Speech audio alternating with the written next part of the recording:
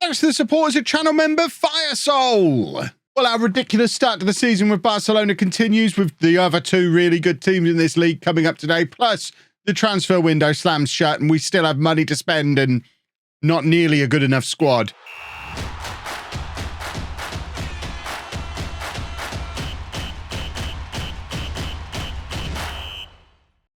Hello and welcome to Club 4, Part 3 of Non-League to Legend. I'm Kevin. Coming up on today's episode, we have games in La Liga against Atletico Madrid and Athletic Bilbao.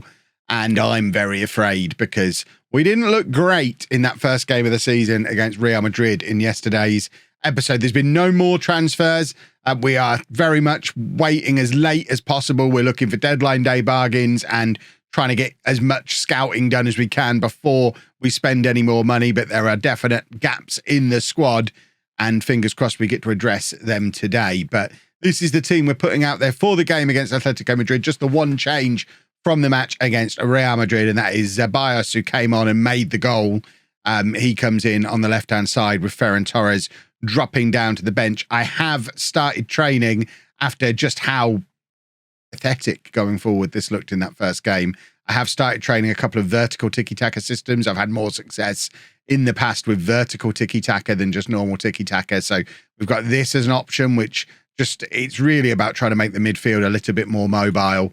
And also with training a 4-2-3-1 version where we'd probably play Gavi and De Jong. We'd have Pedri and De Jong swapped around in that one and play Pedri a little bit further forward just to try and create some chances. But for now, we'll persist with this for another match because this is the system we decided we were going to use. So let's go and use it, shall we? Atletico haven't had the best start to the season either. They're also after their first win, a big match for both of us. And fingers crossed, we can just play some nice, free-flowing, attacking football today, and I can stop worrying that tiki-taka won't work. A game against Real Madrid, when we've never played together before, probably isn't the right time to judge a new system and a new team. However, conceding a goal inside 2 minutes in your next match does start to become problematic, especially when two of the players I've signed are arguing with each other about who's at fault for the goal. It has been disallowed, though, thankfully. Lazarov and Simon, neither of them seem particularly happy with what was happening here. The ball comes in. It's Lazarov who's beaten in the air, and then Simon just flaps it into the path of the onrushing forward. So neither of them massively covered in glory there, but we get away with it. It remains 0-0, and hopefully that'll just be the wake-up call that we need to get ourselves moving forward and try and figure out a way to break down this flat back six that Atletico Madrid are using. I've not used a complete forward on FM23 yet. It's Aspas's preferred role. I don't know how I'm feeling about it at the moment. We might move him into an advanced forward role, which is what we've used at every other team we've managed so far and got some decent performances out of strikers. But Aspas, we've got to give him a little bit of time. He did get 17 goals in the Premier League for West Ham last year. He is Spanish as well, so you'd think he should be able to slot straight in, already speak the language. La Liga shouldn't be a massive culture shock for him, but this is Barcelona. It's something of a step up from West Ham. De Jong now playing it forward to Ansu Fati, who I have switched to an inside forward instruction for this match. He was an inverted winger in the last game, trying to get him more involved centrally, more involved in chance creation, shots, that kind of thing. Balde plays it into Aspas, and he does get a chance, and he's hit the base of the post. That's the first big chance that the new boy up front has had for us, and unfortunately he has fluffed his lines. Huge pressure on him coming into Barcelona as our new number 9 and the only recognised striker at the club. For a 22-year-old who's only played one under-21 game for Spain, I might be asking a lot of him. We probably do need to bring in another striker to compete with him, although he's doing good work here, chasing down the Atletico defence, putting them under pressure, and that's good centre-forward play. I like what I've seen there, and good pressing from us all round has led to us winning the ball back, and it's Fati on the right-hand side. Can he beat his man? He can. That's a lovely bit of skill from Ansu Fati, and he drills it across goal. I don't know if it's a shot or a cross. I don't think he knew. It was kind of the worst of both worlds, but at least we got an attack moving. We're looking dangerous now. A couple of decent chances for us, and we do seem the most likely to score at the moment as we approach half-time. But it is Atletico who've got the ball, and we could do with more of this hassling them and winning it back off them, which we did so well to create that chance, and we have done it again. This is more good pressing from us. Balde now on the left-hand side, plays it all the way back to Dennis Simon, and now it's LOLLUJO to Lazarov. Both our centre-backs are on yellow cards, which is a little bit of a worry, and Koundé with the ball forward looking for Fatty, who's come inside, but it's a poor pass, and Fatty didn't really seem like he was that interested in chasing it either. And now Atletico coming down our right-hand side, trying to get past Koundé, and they have done exactly that. Ball comes into the area, and they've got a lot of space on the edge of the box here to have a shot from range, and Simon probably shouldn't be getting beaten in that manner from there. But to be fair, we have left them so much time and space on the edge of our area. That's the area Frenkie de Jong should be looking after, and I don't feel like he's looked after it very well at all there. This is de Jong, I think, hovering all the way back here, and they've just had time to pick their spot and just curl it over the top of Simon, who, I mean, it shows how well placed it is. Dennis Simon is 6'4". To be beating him in that manner from that range, it's perfectly placed, but doesn't really help us out much. We're 1-0 down. We did look good in that first half. XG-wise, we're good value, although we've not had a shot on target yet. And Aspas on a 6.3 is alarming. We're going to an attacking mentality. I've demanded more, and it's Ceballos with the corner, looking to find that near post. It's back with Ceballos, who runs back into the area with it. He's had a little dink trying to get it round the Atletico goalkeeper, but unfortunately, he's overhit it a little bit, and we are struggling at the moment, and I'm not quite sure what we can do here. Aspas, it's not working out for him at the moment. Two really poor performances so far. I think we put Ansu Fati up front again. We're going to bring on Ferran Torres, and we're going to make Fati an advanced forward. And Gavi is going to be sacrificed in midfield. We're going to push Pedri a little bit further forward and bring Sunset on like we did in the last game to play as a box-to-box midfield player.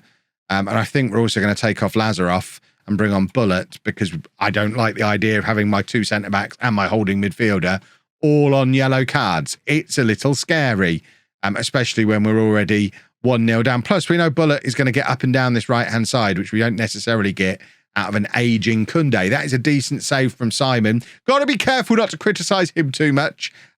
He's not competing with Blanco anymore. He's here, and he's our first choice goalkeeper. We've got to learn to love him, even if we all kind of preferred Blanco to him after what happened at Preston. But can we have the ball, please?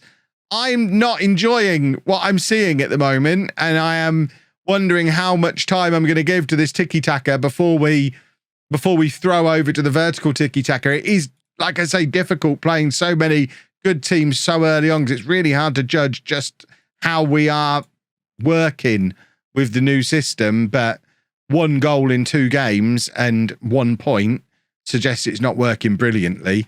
Right, we're going to bring Temel on, and we're going to play him as an inverted winger on that side. Torres is going to be an inside forward over here, and Fati's not playing well either.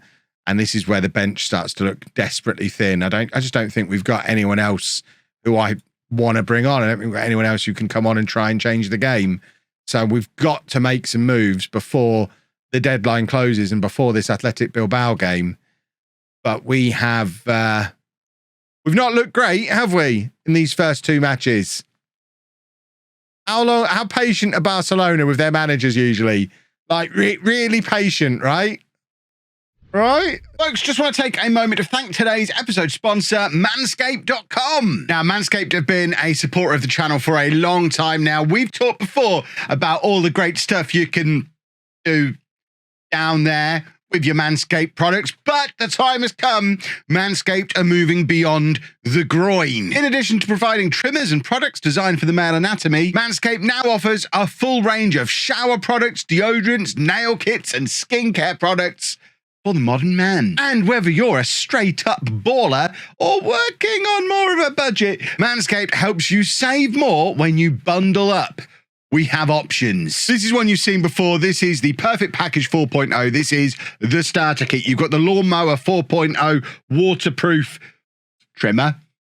You've also got the Crop Reviver Ball Toner. You've got the Crop Preserver Ball Deodorant, all in some very snazzy packaging. Or you could do the Performance Package 4.0, which gets you all of that stuff, but also includes a weed whacker, so you can sort out your nose and your ear hair as well. Or how about the Platinum Package? This is the ultimate bundle. It's the top 8 products that Manscaped sell. It's all that stuff we've just looked at. Plus, we've got the body wash. We've got the 2-in-1 shampoo and conditioner.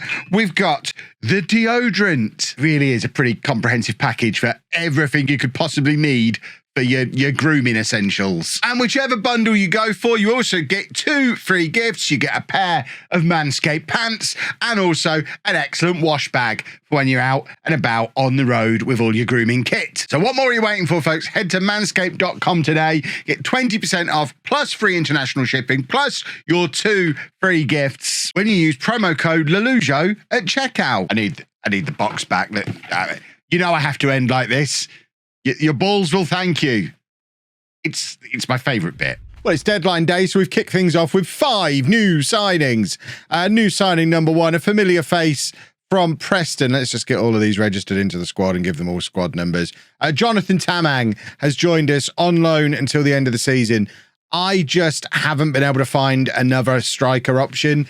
Preston wanted 80 million, which felt like a lot of money for a completely unproven striker, but he has scored 2 goals in the Premier League for Preston already this season. He scored goals for Celtic in the Scottish Premiership. He got, 10 goals.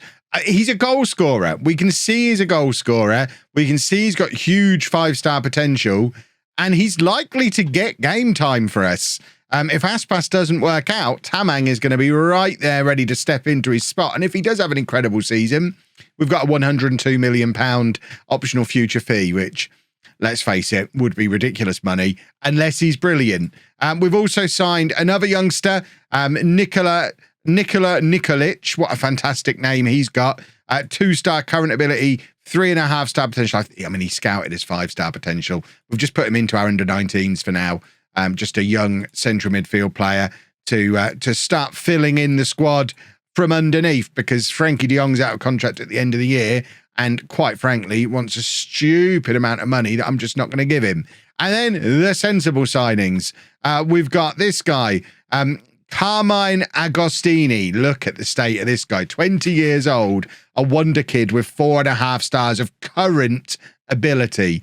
Also 4.5. It's basically already maxed out his potential, but 4.5-star current ability at Barcelona for a 20-year-old. How could you not? He's a right back. He's also a natural defensive midfielder, so could end up being the long-term De Jong replacement at the base of the midfield. Can also play centre-back, can play left-back, but, I mean, he's just our forever right-back, as far as I'm concerned. Was at Atalanta, has been a regular player for them for the last 3 years. He's already a full Italy international, and we were able to pick him up for just £71 million, which seems like a bargain to me.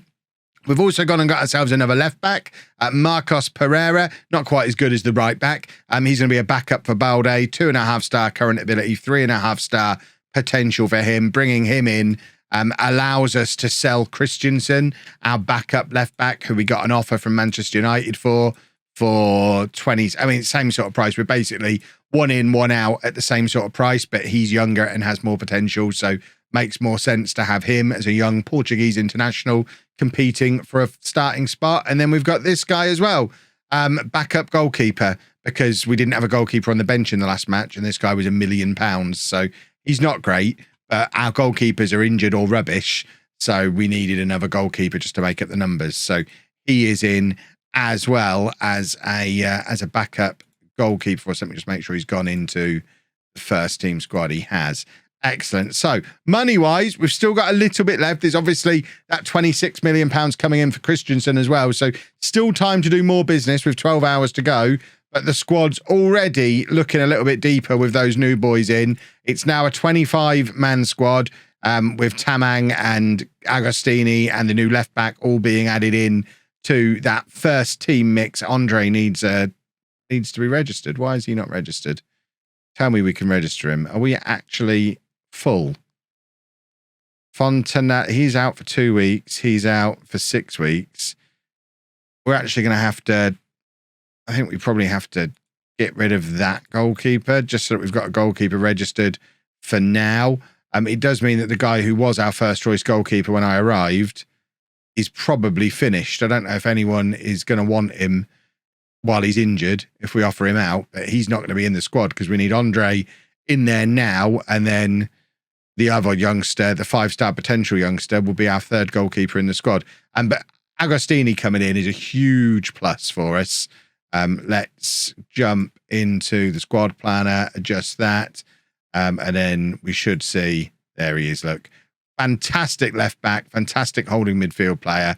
Very happy with him as just a player who's going to play a lot of football for very many years in a Barcelona shirt. There's probably more business to come yet. I just don't know what it is. We have another midfielder in, Ander La Cruz. It was a deal that was going on previously. I actually wondered where he was when we had our 5 announcements. I thought he was going to be one of the 5 announcements. Let's just get him registered in as well. Make sure we get Andre in. Can we put Andre in? There we go. We can get Andre in. And this is Ander La Cruz, a Spanish under-21 international central midfielder or attacking midfielder. Gives us another midfield option as we are preparing for life after Frenkie de Jong. The more I think about it, the more we might be leaning towards a 4-2-3-1. And he can definitely play a solid part of that previously of Liverpool, where he got 13 goals out of central midfield for Liverpool last year. So definitely a goal-scoring threat, which, based on how these first couple of matches have gone for us, we could use as many goal-scoring threats as we can find. So that's handy. And the transfer window has slammed shut. We weren't able to do any more business because Christensen hasn't left. So we were down to 0 money. We were kind of waiting on I guess England's transfer window maybe is the day after ours. So unfortunately, not able to get him out the door before deadline day. Hopefully he will still go because we don't need him in the squad now. But we'll have to make do with what we've got. £336 million spent in the window. In the end, not all of it by me. They signed Bullock before I arrived. 12 players in, 9 players out. The great rebuild is in full flow. We've had some offers for Gunnarsson as well. So hopefully he'll also depart before the rest of the deadlines expire around the rest of Europe. The squad is far from perfect. I really would have liked another striker. There's a lot of pressure going to be on Aspas and Tamang as a completely untried youngster in Spain, or we might have to go with Fati or someone like that up front. But I think we've got good strength in depth in central midfield now. We've definitely strengthened the defence with the 3 signings, Pereira, Agostini, and what's his name, Lazarov, all coming in. And Dennis Simon's a definite upgrade in goal as well. So defensively, much better. We've now got some decent strength in depth in midfield. We are better up front. Aspas is better than anything we had before. We just need to hope he's good enough. I think that might end up being the weakness if he doesn't start looking like a La Liga level striker. But it's a work in progress. Hopefully the board see it as that and don't sack me before the next transfer window. We really need a result now against Athletic Bilbao. Right, the Gunnarsson transfer has gone through. He's gone to Red Bull Salzburg for 4.4 million. So that's added a little bit of money back into the kitty for January. Christensen should be gone by the end of the day as well. And we are going to shuffle things around a little bit for the game against Athletic Bilbao. We're trying the vertical tiki-taka rather than just the bog standard tiki-taka in the hope it has a little bit more forward thrust. We're also bringing some of these new boys into the team. So Agostini coming straight in to play right back, his forever position for us. We're also bringing La Cruz into the team as a box-to-box midfielder, breaking up that midfield 3 a little bit, which we had to do anyway because Ansu Fati is injured. So one of these 3 was going to push forward into the wide areas. We're going with Gavi going out onto the right-hand side for today. Pedri's going to play as a mezzala rather than a playmaker. So we're down to just the one playmaker in the shape of Frenkie de Jong at the base of the midfield. Torres is going to be an inside forward off the left, and Aspas as an advanced forward up front, trying to play in a role that hopefully will create a few more chances for him. It's a very different front 5 to what we've played in the first couple of games. Different roles, different players in different positions and different roles, and of course the addition of La Cruz as a new player in there, playing in a position that I wanted to be able to bring a player in to play in the position of as a box-to-box midfielder.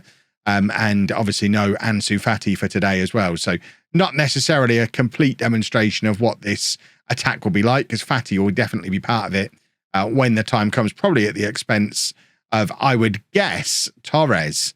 And we'll find a way to fit Pedri, Gavi and La Cruz all in there together somehow. It might be a 4-2-3-1 that we end up doing. We might sacrifice De Jong, who's out of contract at the end of the season anyway. And of course, he's 33 years old, so we can't really rely on him too much anyway. But for the time being, he's on £425,000 a week, so we should probably use him for now. But Aspas, playing with a little bit more freedom of his role, hopefully today, has the shot from range, and it's high and wide, and the pressure of that Barcelona number 9 shirt does still seem to be weighing down on the back of Julio Aspas so far. Hopefully not for much longer.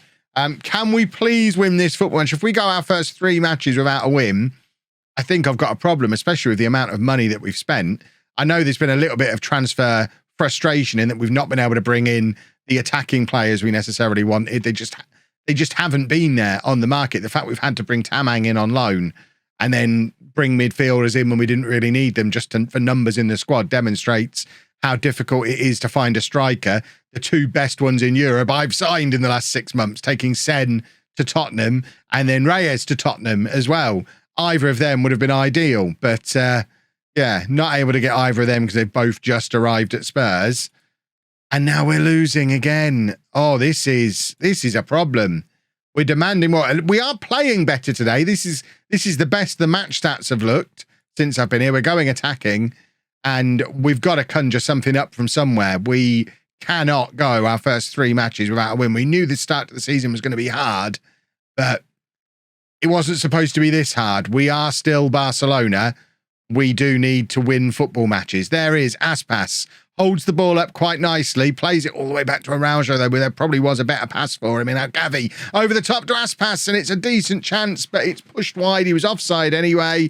And I think we've got our scapegoat, and his name is Aspas. Maybe Jonathan Tamang is going to get a run playing for Barcelona in La Liga, who's on the verge of having another championship loan. There's a box-to-box midfielder.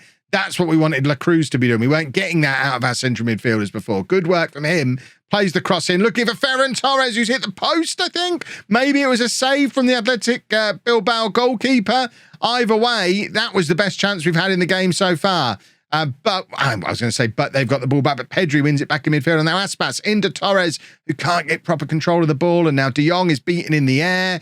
And it's a potential counter-attack for Bilbao. And this is not ideal, but now we have a free kick. It's Gavi on this left-hand side, floats it in, looking for Lazarov, who once again is beaten in the air. La Cruz trying to tidy things up, but it's a poor pass from him, and now it's a counter-attack, and we have got men out of position all over the place, and luckily they only had 1 player forward and didn't really know what to do with it. And now it's Araujo forward to La Cruz, who he's looked decent on his debut. He's looked the better of the signings so far. We've not really seen anything out of Agostini, then he is playing right back, so I guess the fact that we've not seen him suggests he's probably played all right.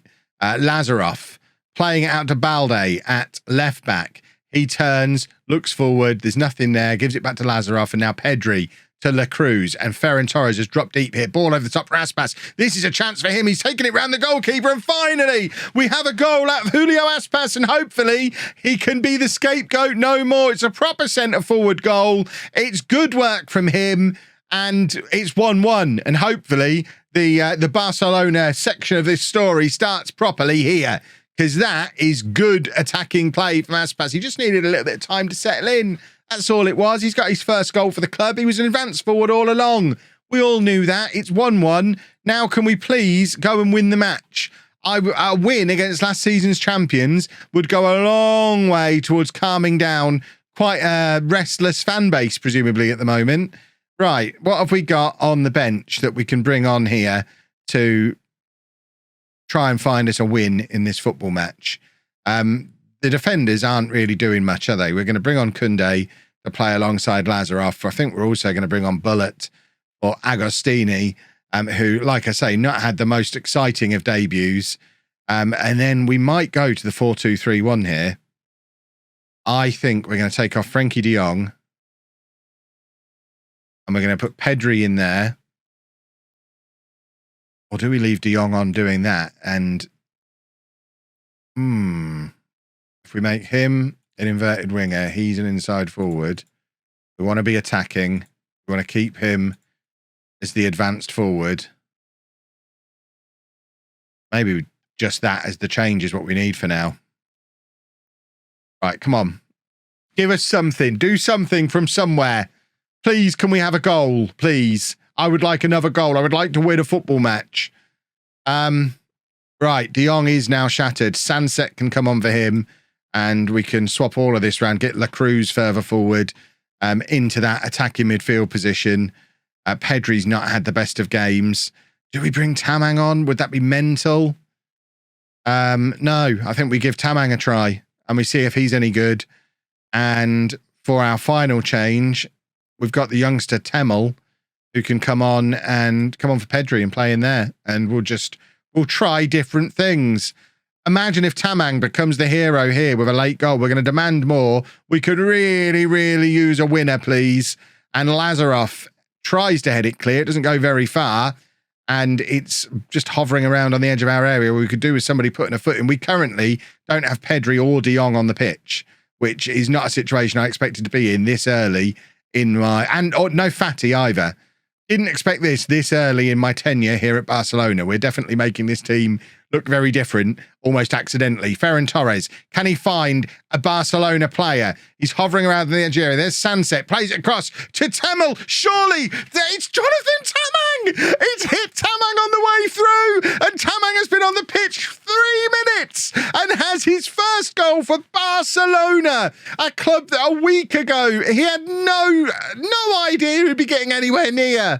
2 Premier League goals already for him this season. Now he's got his first La Liga goal. He didn't know very much about it at all, but we might be seeing a new footballing superstar emerge here, and it might already be time to start collecting together our £102 million that we'll need to sign him permanently next summer. We've got a new hero. His name is Jonathan Tamang, and he's going to get another chance here before this game is done. Torres to Balde. Balde, if he can find the cross, it's Gavi who bursts into the area, but his shot is into the hands of Simon in goal for Bilbao. We're dropping back to a positive mentality. Just realised we're still attacking. Our match stats tell the story that we have been far, far improved today. And like I said before, hopefully we turn things around from here. It's been a very difficult start, but we have come out of it with 4 points. Hopefully we can go on a little bit of a run now. I can't believe Jonathan Tamang has just scored the winner for Barcelona. Right, we have got our Champions League draw, and we are going to be playing Tottenham in the Champions League, which obviously I'll be showing you in a couple of days' time. But I think tomorrow we'll get some games under our belts. We'll probably come back around about the Chelsea-Roma game, somewhere in there, get some La Liga games played, and show you some Champions League stuff as well. And hopefully we'll have won a few football matches. That would be ideal. If you've enjoyed that, please make sure you leave a nice big thumbs up on there for me. Subscribe to the channel for daily Football Manager videos. And thank you very much for watching.